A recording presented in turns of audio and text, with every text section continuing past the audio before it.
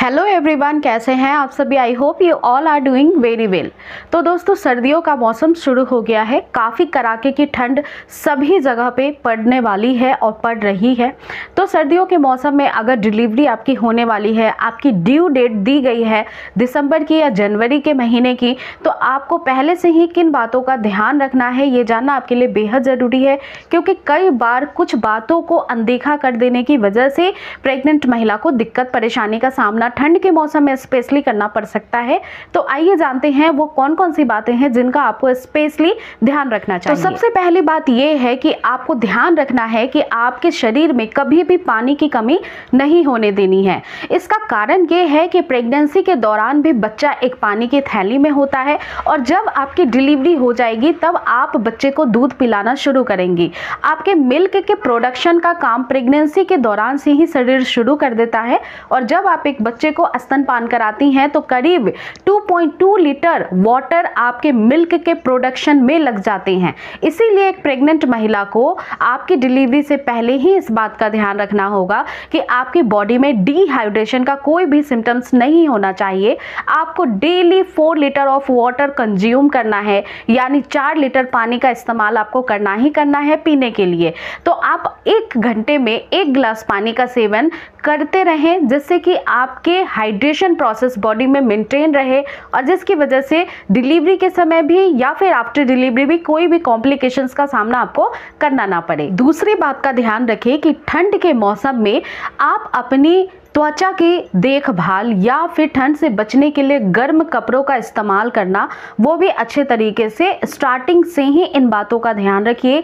कई बार ऐसा होता है कि डिलीवरी होने के बाद आप कानों को ढकते हैं, आप स्वेटर्स वेयर करते हैं ताकि आपके बच्चे को दिक्कत ना हो, उसे सर्दी जुकाम या कोई बीमारी ना हो जाए जो नवजात शिशु है। लेकिन ऐसा नहीं है, प्रेग्नेंट माँ को भी बहुत जल्दी से कोई भी बीमारी लग सकती है, क्योंकि एक प्रेग्नेंट महिला की इम्यून सिस्टम वीक हो जाती है, जिसकी वजह से ठंड से बचने के लिए आपको अच्छे से गर्म कपड़ों का इस्तेमाल करना जरूरी होता है। और साथ ही आपको अपनी त्वचा का भी देखभाल बहुत ही अच्छे से करना चाहिए, क्योंकि ठंड के मौसम में जो ठंडी हवाएं चलती हैं उसकी वजह से जो स्किन होती है वो काफी ड्राई हो जाती है। बहुत रूखी त्वचा हो जाने की वजह से आपको खुजली की परेशानी काफी ज्यादा हो सकती है और इसी के साथ साथ आपको लालिमा पड़ना या स्किन फटने की समस्या हो सकती है। तो ऐसे कंडीशन में ठंड के मौसम में अपने स्किन की देखभाल बहुत अच्छे से करें।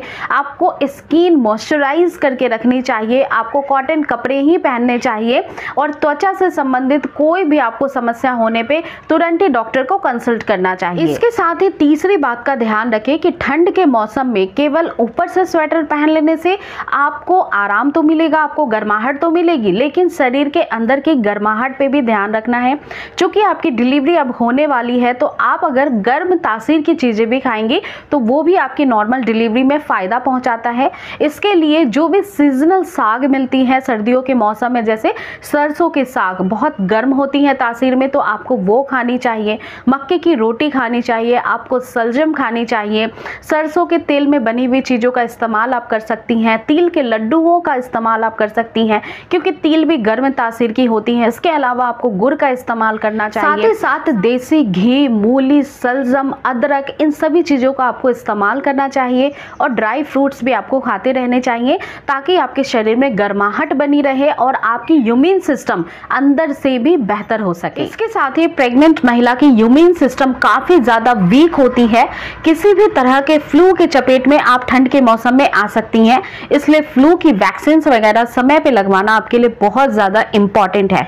अपने पैरों को, अपने हाथों को भी ढक के रहें, उनमें भी गर्म कपड़ों का इस्तेमाल करें। साथ ही गुनगुना पानी पीना आपके लिए बहुत बेहतर हो सकता है।